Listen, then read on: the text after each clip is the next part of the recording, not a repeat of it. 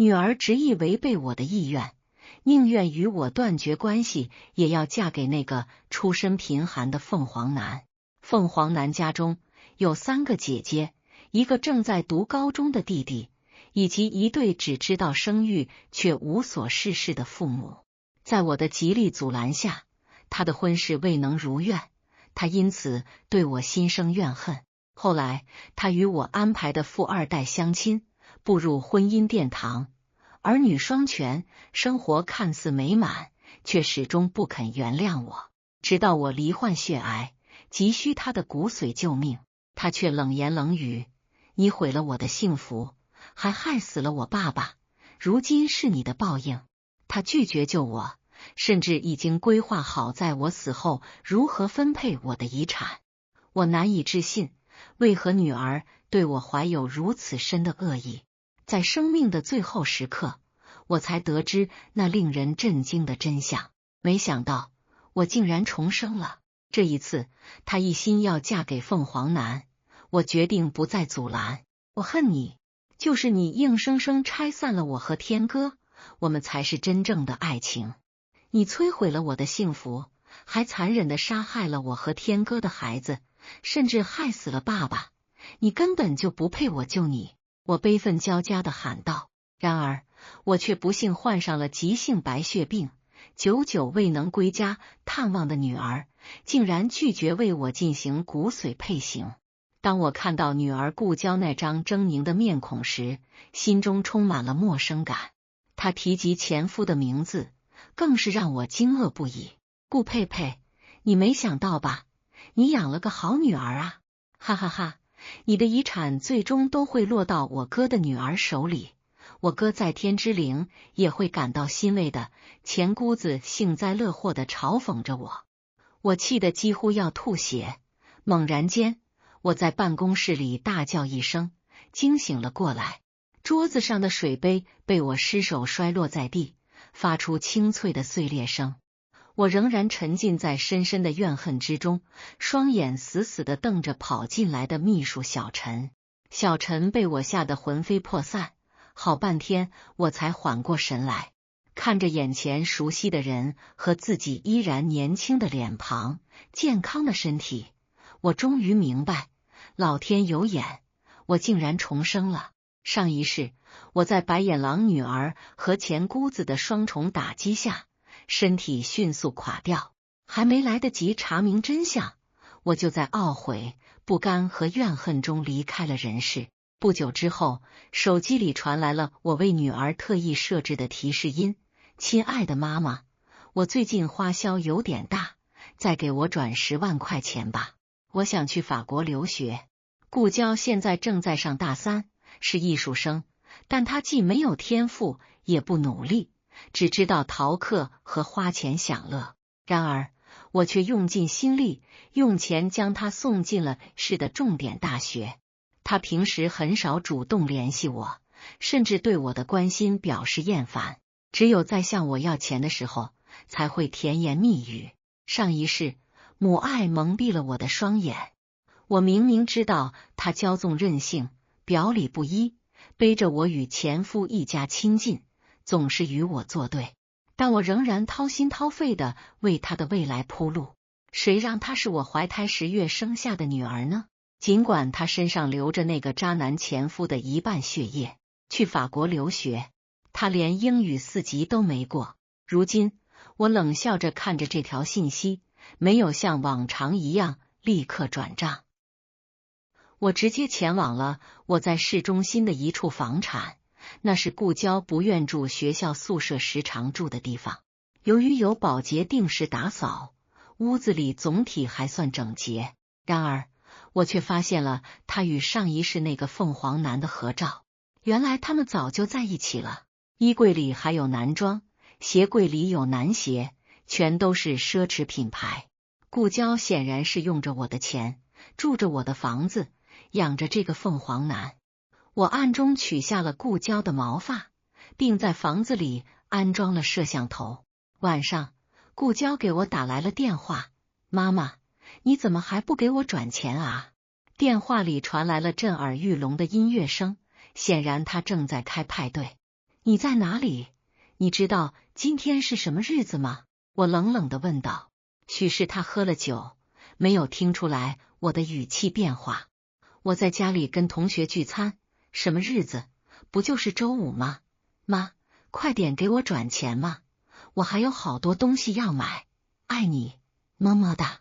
早点睡，不要熬夜，不要跟你那些狐朋狗友一起混，多学习，好好上课。我如同上一世一样，忍不住对他谆谆教导，只不过没有那么走心了。挂断了电话，顾娇忽然变了一副表情，满脸是对我的嫌弃。烦死了，老女人天天逼逼叨叨的，财产有我爸的一份，我用一点她就说这说那的。姑姑说的没错，她没安好心，还想用钱控制我。娇娇，反正你妈只有你一个女儿，财产早晚都是你的，我们过来玩。哼，姑姑也这么说，老女人才没人要呢，还生什么孩子？监控视频里，顾娇提到，我就一脸不屑。我心里对她残留的母爱瞬间消失，原来在我不知道的情况下，她一直都这么看我。今天是我的生日，每年若不是我主动提醒，我这个白眼狼女儿从来没有记住过。相反，不知道从哪年开始，他爸的忌日，不管我多么的愤怒和无奈，他倒是每年都跟前姑子去祭拜。明明前夫活着的时候就是个甩手掌柜，根本就没有多关心他。前夫意外嗝屁了以后，我又当爹又当妈的把顾娇娇宠养大，我对婚姻失去了信心，也不想再生个孩子分掉她的母爱，所以一直没有再婚的打算。从小到大，我对她予取予求，没想到我做的这些在她眼里一文不值。曾经被忽略的像前夫的眉眼，也让我开始感到厌恶。顾娇不仅没有收到我的转账，我还停了她的卡。她过了几天才想到要讨好我这个金主妈妈。妈，你怎么停掉了我的卡啊？我还要去法国看画展呢。顾娇闯进了我的办公室，半是撒娇，半是不满地对我说道。我平静地说道：听说你又挂科了，养了个小白脸凤凰男朋友，天天不学好，就知道吃喝玩乐，出国留学也是浪费。以后你每月的生活费减到1500元，你怎么可以说话不算数？学长不是你想的那样，你想饿死我不成？顾娇非常的不服，捶着我面前的桌子，声称没有我这种母亲，不仅出尔反尔，不给他生活费，不让他去留学，还要干涉他交友自由。我心里嗤之以鼻，上一世我总以为他只是被我养得过于蛮横和娇气，本性还是好的，如今怎么看怎么矫情厌恶。我为什么要供一个白眼狼去留学，还买一带一？你那学长叫吴天，据我所知他家里穷的耗子都不愿意去，他连每月的生活费都靠你接济，这回想去法国留学是他出的主意吧？顾娇惊奇我竟然知道吴天，愣了几秒没有说话。你怎么歧视穷人？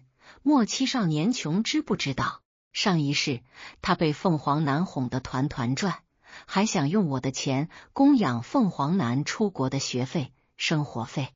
鉴于过往的经历，我对这种凤凰男没有任何好感。我们母女俩之间爆发了激烈的冲突。后来顾娇绝食自杀，威逼我妥协，我才不得已松了口。如今他无法再肆无忌惮地享受我的母爱，他的福气已经到头了。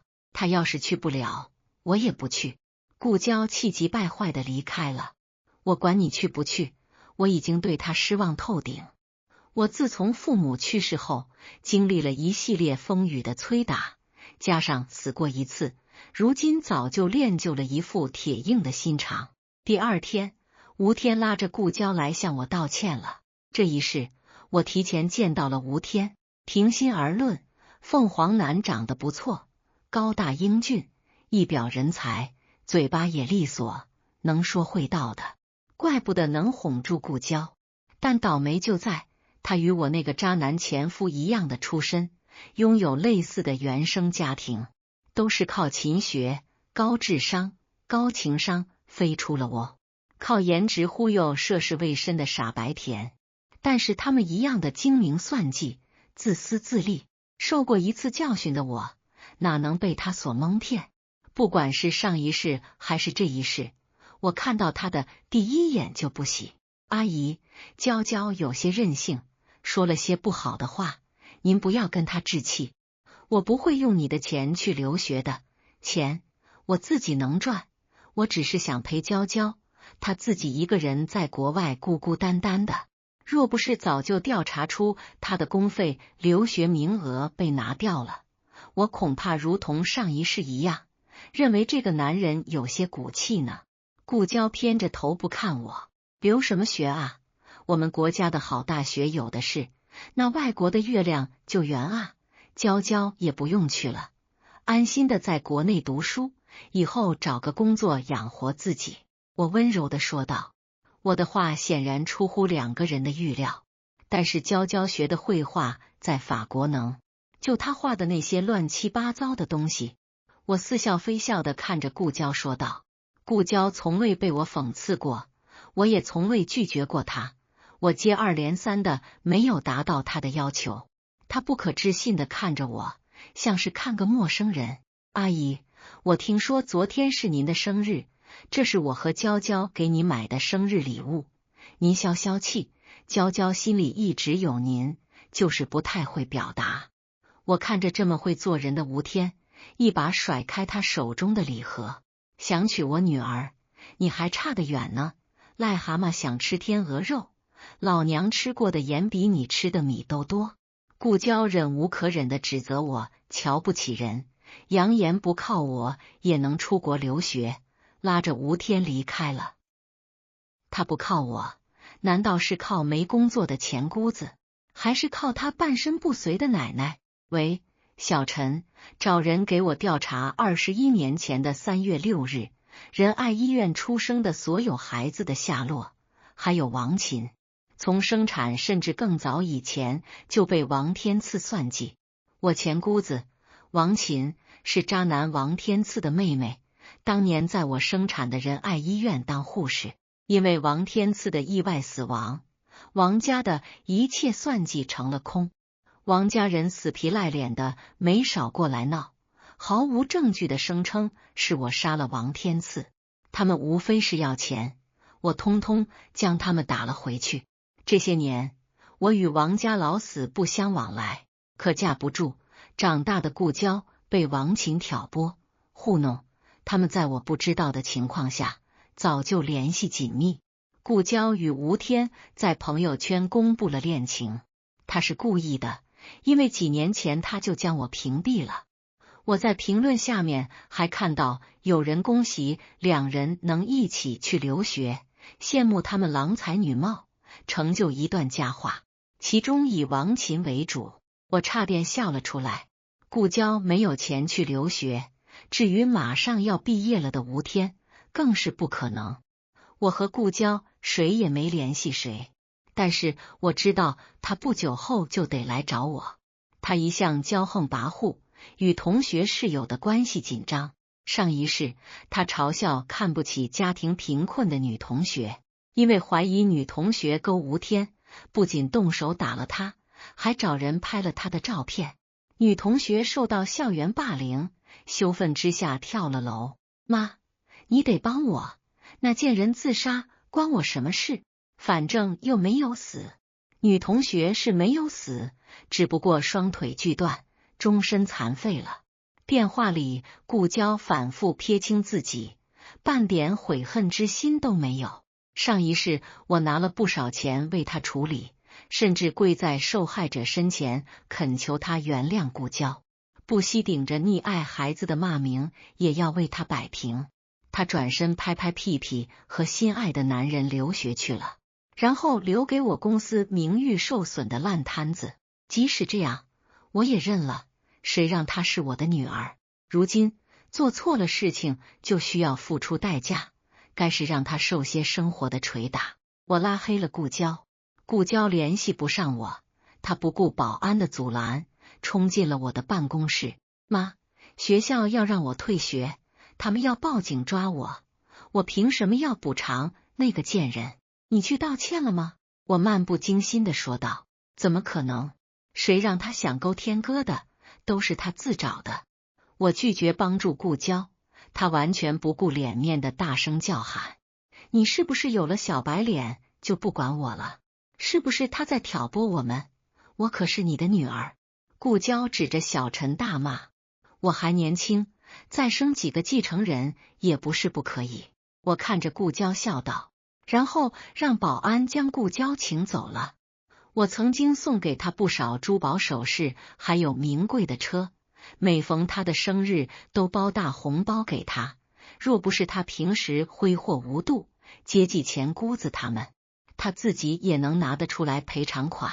最后没有我的帮助，顾娇不想吃官司，他卖掉了车和珠宝首饰，不情不愿地写起了请罪书求原谅。学校总算是没有将他轻退，他免了牢狱之灾，但他已经在学校里混不下去了。顾娇第一次为自己的任性付出了代价，他天真的认为我只是想给他个教训，没想到我贯彻到底，一直没有原谅他，仿佛我没有他这个女儿。手上没钱的顾娇焦急了，他又一次主动来找我了。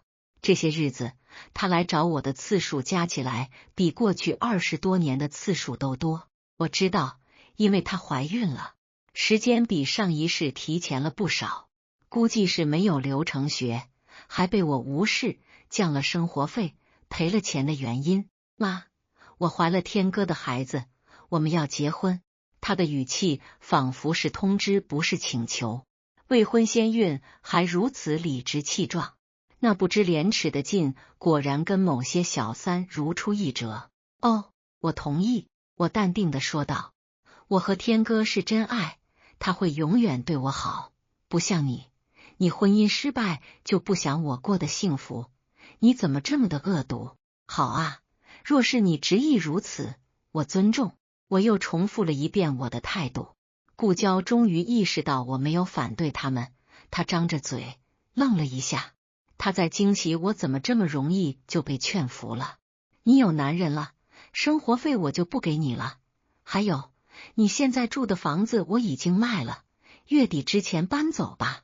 对了，因为我不喜欢那个凤凰男，所以我不会给你嫁妆的。你不是长大了不想靠母亲了吗？我尊重你所有的决定。他和吴天商量好，想要靠怀孕让我妥协，我直接让他们两个锁死。他应该感谢我没让他再折腾了，什么跳楼自杀、绝食、抑郁、断绝母女关系，通通都不用了。我成全他们。见我的态度坚决，顾娇有些失魂落魄的离开了。不知道他意识到没有，他没有再恃宠而骄的资格了。他估计是回去跟吴天商量去了。他们认为我一定舍不得女儿受苦，嘴上说不给嫁妆，生米煮成熟饭后一定会看在孙子或孙女的份上缓和关系。凤凰男的如意算盘，上一世确实是打好了。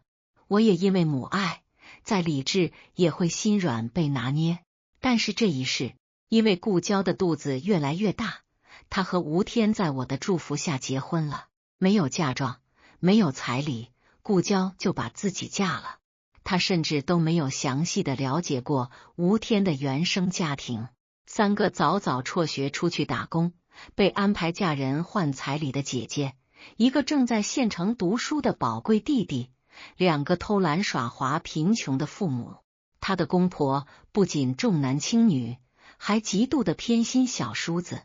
吴天不仅不受宠，还是个伏地魔，贱皮子一样的妈宝孝顺男，这些够他喝一壶的了。婚礼现场，顾娇的婆婆一脸尖酸刻薄，老脸拉得很长，没个笑脸，跟当年我那个不好相处的婆婆如出一辙。婚礼现场，我置身于角落，以一种近乎冷酷的姿态冷眼旁观着一切。舞台上，顾娇身着简约的婚纱，那婚纱远不及我曾经在心底为她描绘的盛大模样，没有璀璨夺目的珠宝点缀，也没有华丽繁复的裙摆拖曳。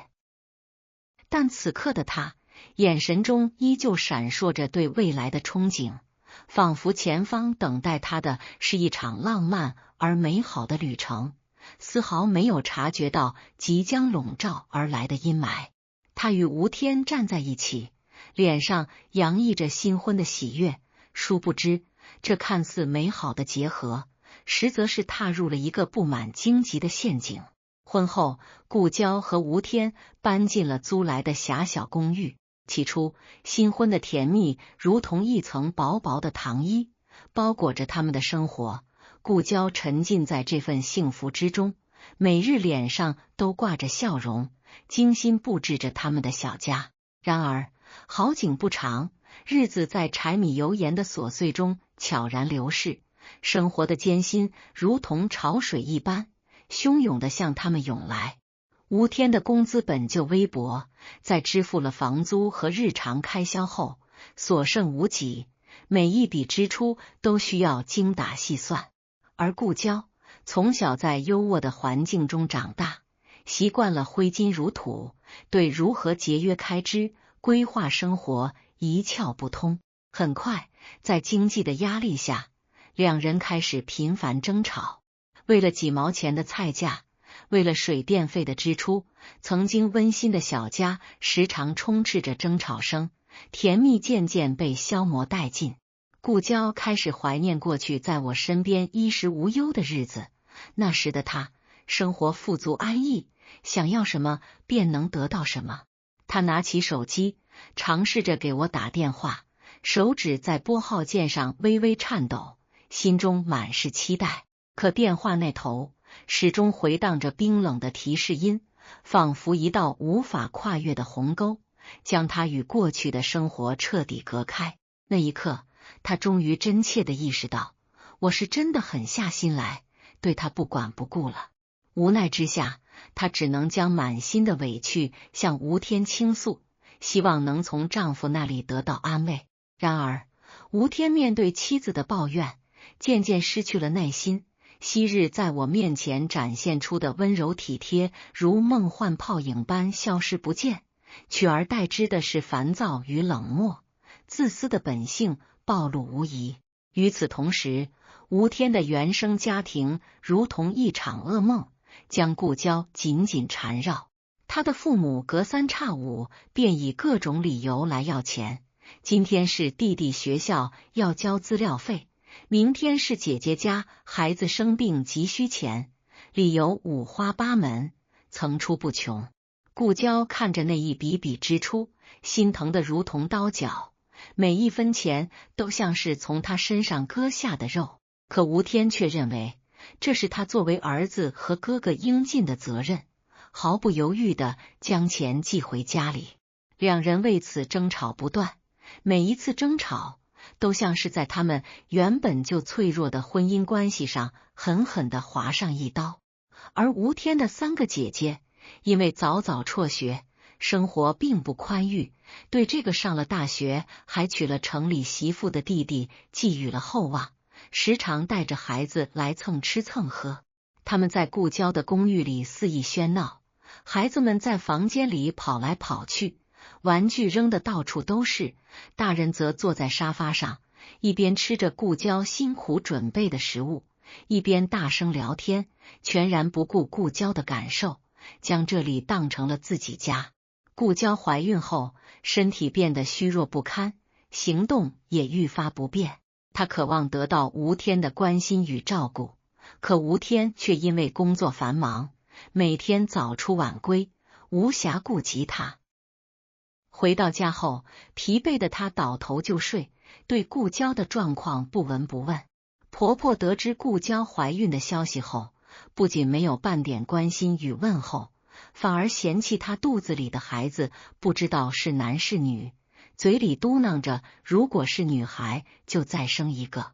顾娇听着婆婆的话，满心委屈，泪水在眼眶里打转，却无处诉说。此时的她开始深深后悔当初不听我的话，执意嫁给吴天，可一切都已无法挽回。而我在这段时间里，一直默默地关注着顾娇的一举一动。通过安装在她住处的摄像头，我将她生活中的困境尽收眼底。看着她被生活折磨得日渐憔悴，曾经圆润的脸庞变得消瘦，明亮的眼睛失去了光彩，我心中五味杂陈。曾经我是那么疼爱她，恨不得将全世界最好的东西都捧到她面前，可她却被爱情冲昏了头脑，对我的苦心置若罔闻。如今她终于品尝到了生活的苦涩，可这一切都是她自己的选择。我在屏幕这头看着她的遭遇，心中既有对她的心疼，又有一丝无奈与感慨。在顾娇孕期的某一天，我接到了一个神秘电话，电话那头的声音低沉而沙哑，仿佛从黑暗的深渊传来。你想知道21年前的真相吗？明天中午，市中心的废弃工厂，一个人来。我心中一惊，握着电话的手微微颤抖。难道是关于我前夫死亡以及顾娇身世的线索？无数个念头在我脑海中闪过，犹豫片刻后，强烈的好奇心和对真相的渴望驱使我决定赴约。第二天，我怀着忐忑的心情来到废弃工厂。工厂里弥漫着一股刺鼻的铁锈味，那味道让人闻之欲呕。昏暗的光线透过布满灰尘的窗户，勉强照亮着这个空旷而阴森的空间，让人看不清周围的环境。我小心翼翼地走进工厂，每一步都踏得格外沉重，心脏在胸腔里剧烈跳动，仿佛要冲破胸膛。突然，一个身影从阴影中缓缓走出，竟是前姑子王琴。她面容憔悴，头发凌乱，眼神中却透着一丝疯狂，仿佛被仇恨吞噬了理智。你终于来了，顾佩佩，这么多年，你过得可真滋润啊！可我们王家却被你害得家破人亡。王琴恶狠狠地说道，声音在空荡荡的工厂里回荡，带着一丝阴森的气息。我冷哼一声，强压着心中的愤怒。我害得你们。当年王天赐出轨，被我发现后，他自己心虚，在逃跑途中出了意外，这能怪我吗？这些年，你们王家没少来我这里闹事，我都忍了，没想到你今天还敢约我来这里。王琴冷笑几声，笑声中充满了嘲讽与怨恨。王天赐出轨？你以为他真的出轨了吗？那不过是我们设的局，为的就是让你主动提出离婚，把财产分给我们。可没想到他竟然真的死了，一切都乱了套。我震惊地看着他，眼睛瞪得大大的，心中涌起一股难以言喻的愤怒。你说什么？这一切都是你们设计的？那顾娇？王琴的眼神中闪过一丝犹豫，随即咬了咬牙，说道，顾娇确实是你和王天赐的孩子，但当年在医院，我偷偷给你换了药，导致你产后大出血，身体落下病根，就是想让你不好过。听到这些，我只觉得天旋地转，双腿发软，几乎站立不稳。原来这一切背后隐藏着如此深的阴谋，我一直被蒙在鼓里。我怒不可遏，冲向王琴，双手紧紧握拳，恨不得将他撕成碎片。你们怎么能这么做？你们毁了我的生活。王琴却轻松地躲开了我的攻击，从口袋里掏出一把匕首，在手中把玩着。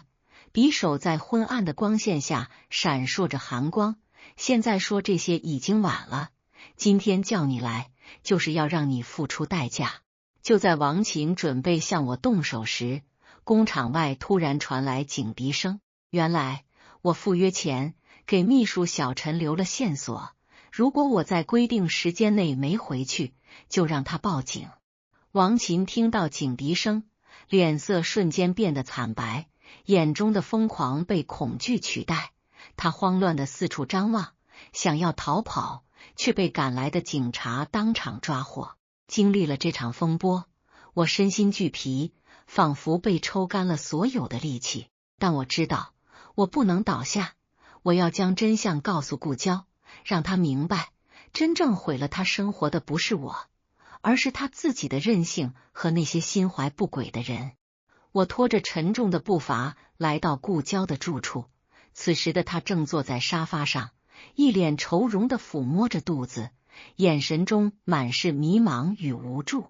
看到我来，他眼中闪过一丝惊喜，随即又变得冷漠，仿佛一层冰霜将他的心包裹起来。你来干什么？看我的笑话吗？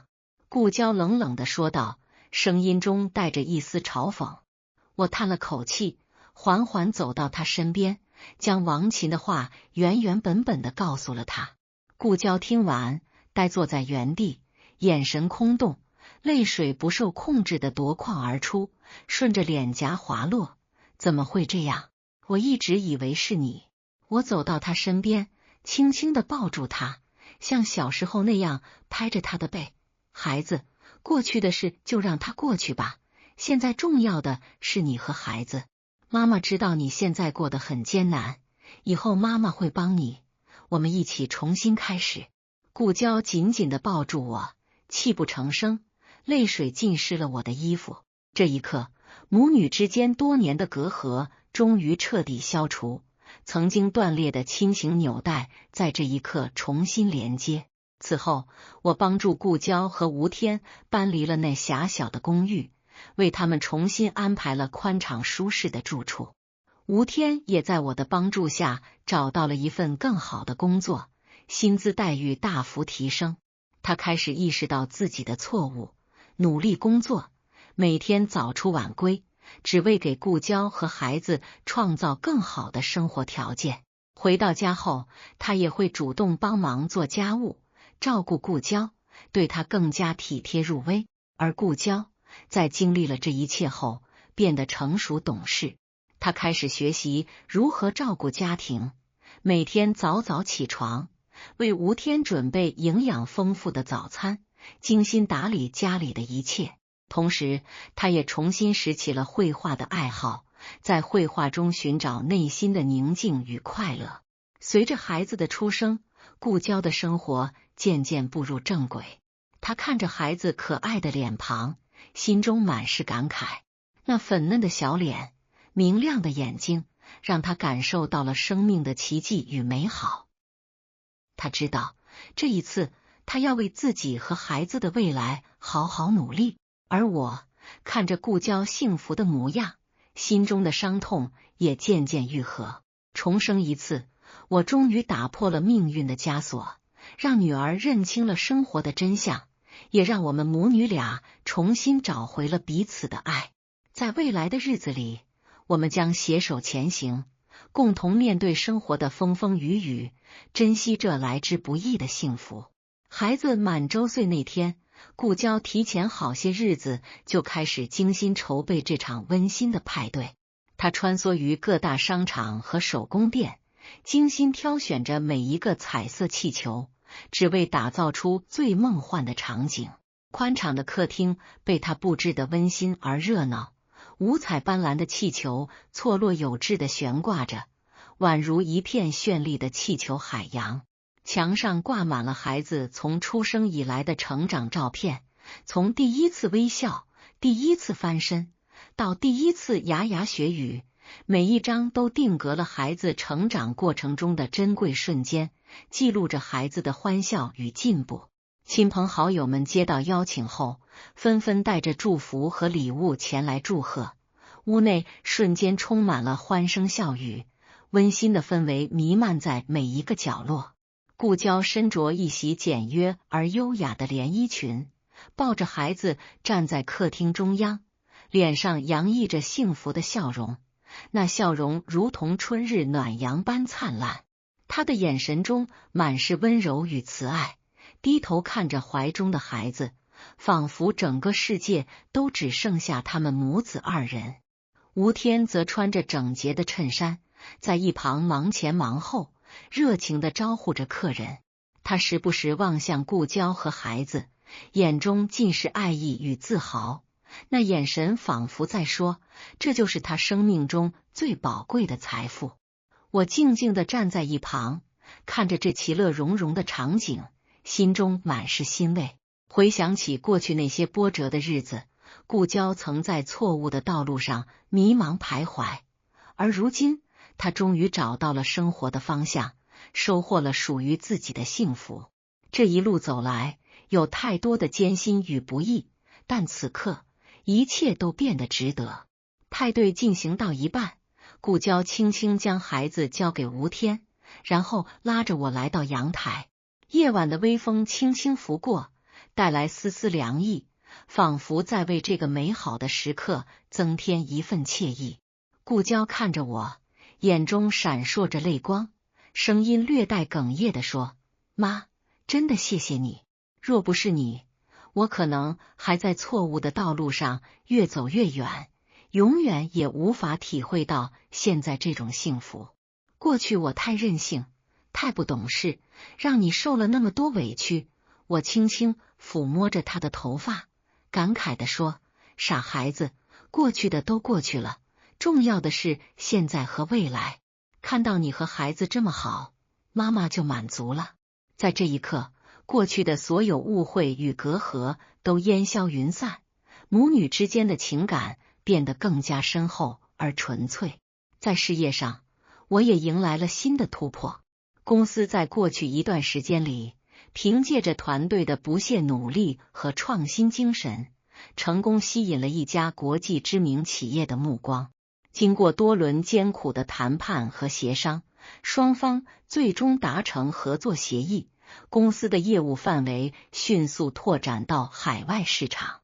在一次重要的商务会议上，我作为公司代表站在演讲台上，面对台下众多来自世界各地的商界精英，我深吸一口气，开始有条不紊地阐述公司的发展理念、业务优势以及未来的合作规划。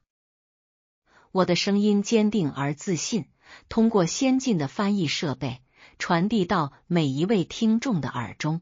台下的商界精英们纷纷投来钦佩的目光，他们被公司的实力和我的个人魅力所折服。会议结束后，一位资深的商业大亨主动找到我，他紧紧握住我的手，对我的商业理念和领导能力赞不绝口，并表达了进一步合作的意向。这次合作不仅为公司带来了巨大的发展机遇，如大量的订单、先进的技术引进以及更广阔的市场渠道，也让我在商界的声誉更上一层楼，成为了行业内备受瞩目的人物。随着事业的蒸蒸日上，我开始将更多的精力投入到慈善事业中。我深知贫困地区的女孩们面临着诸多困境，就像吴天的姐姐们一样，因为家庭贫困而失去了接受教育的机会，从而改变了一生的命运。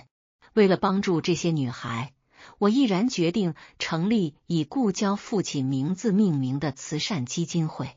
基金会成立后，我们积极开展各种公益活动。我们深入贫困地区，为当地的学校捐赠先进的教学设备，如多媒体教室、电脑、图书等，改善了孩子们的学习环境。同时，我们资助贫困学生完成学业，为他们提供从小学到大学的全程学费支持。除此之外，我们还为那些即将毕业的学生提供职业培训和就业指导，帮助他们掌握一技之长，顺利步入社会。在一次慈善活动中，我遇到了一位曾经接受过基金会帮助的女孩，她如今已经大学毕业，成为了一名优秀的教师。她紧紧握着我的手，眼中闪烁着激动的泪花，声音颤抖地说：“是您的基金会改变了我的命运，让我有机会走出大山，实现自己的梦想。曾经，我以为自己的人生注定黯淡无光，但因为您的帮助，我看到了希望，也有了追逐梦想的勇气。现在我也想通过自己的力量，帮助更多像我一样的孩子。那一刻，我深刻体会到了慈善的意义和价值，心中涌起一股强烈的使命感，也更加坚定了继续走下去的决心。顾娇在绘画领域也逐渐崭露头角，他在经历了生活的磨砺后，对艺术有了更深的感悟和理解，绘画风格也越发独特。他的作品开始在一些小型画展中展出，虽然这些画展规模不大，但却吸引了不少业内人士的关注。有一位知名的艺术评论家在偶然间看到了他的作品，被作品中蕴含的情感和独特的表现手法所打动。他主动找到顾娇，对他的绘画天赋和独特风格给予了高度评价，并凭借自己在艺术界的广泛人脉，为顾娇介绍了许多宝贵的资源和机会。在这些贵人的帮助下，顾娇终于迎来了自己人生中的第一个个人画展。画展当天，展厅被布置得典雅而富有艺术氛围。顾娇的一幅幅作品被精心装裱后挂在墙上，仿佛在诉说着一个个动人的故事。展厅里人头攒动，人们被他的作品所吸引，纷纷驻足欣赏。有的人为他细腻的笔触所惊叹，有的人为他独特的色彩搭配所折服，还有的人被作品中传达的情感所触动。顾娇站在自己的作品前，向观众们介绍着创作灵感和背后的故事，他的眼神中充满了自信与光芒。那一刻，他仿佛成为了整个世界的焦点。这次画展的成功，不仅让顾娇获得了业内的认可，也让他更加坚定了在绘画道路上走下去的信念。吴天在工作中表现出色，凭借着自己扎实的专业知识和勤奋努力的工作态度，得到了公司领导的赏识和重用。公司的一个重要部门面临着人员调整和业务拓展的挑战，领导经过深思熟虑，决定提拔吴天为部门经理，负责带领团队完成一系列重要项目。面对新的挑战，吴天并没有退缩，他深知这是公司对他的信任，也是他实现自我价值的机会。于是，他利用业余时间努力学习管理知识，参加各种培训课程和研讨会，提升自己的领导能力。在项目执行过程中，他充分发挥自己的团队协作精神，与团队成员们密切沟通，了解每个人的优势和特长，合理分配任务。在他的带领下，团队成员们团结协作，攻克了一个又一个难关，成功完成了一个又一个艰巨的任务，为公司创造了巨大的价值。在公司的年度表彰大会上，吴天凭借着出色的业绩，获得了公司的年度优秀管理者奖。当他站在领奖台上，手捧奖杯，眼中闪烁着激动的泪花时，他知道这一切都离不开家人的支持和鼓励。他在心中默默发誓，一定要更加努力工作，为家人创造更好的生活。在家庭方面，我们的关系愈发亲密，每个周末我们都会一起聚餐，分享一周来的生活点滴。